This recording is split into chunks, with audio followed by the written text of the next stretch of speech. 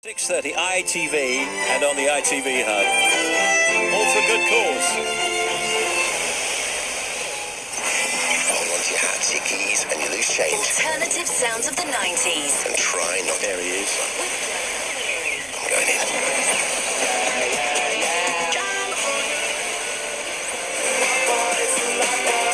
An hour of alternative belters. The greatest decades in music. Alternative sounds of the 90s. With me, your guide. Listen now. See sounds, tap music, and Thomas did a very good voice there. 90s. Stay right Sunday love songs.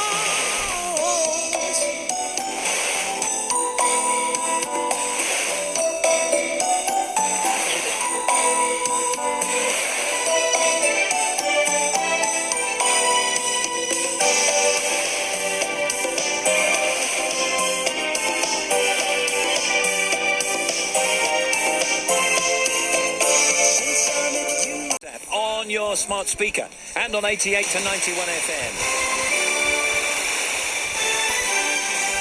BBC News at 11 o'clock. This is Andrew Peach. The Trades Union Congress has criticised the government's plans to repeal a legal ban that prevents agency staff filling in for striking workers. Later this month.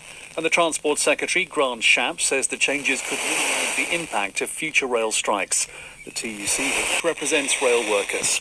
On the railway, they are deemed to be competent to ensure that passengers travel safely, and it would appear that what Grant Shapps wants to do is to change the law to have a shadow casual workforce, downgrade standards, downgrade safety. The idea that you can suddenly magic up, 20, 30,000 casual workers is laughable.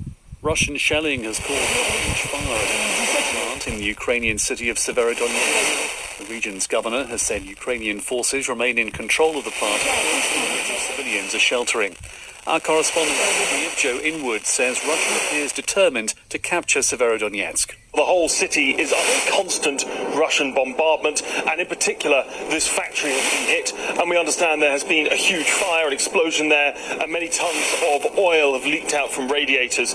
We don't know the exact status of the chemical plant, exactly what the wider consequences could be, but of course this is raising many fears for the safety of the soldiers inside, but particularly of the civilians as well. The first of the restaurants in Russia previously owned by McDonald's is reopening in Moscow. The stores have branding and a new name which translates as Tasty and That's It.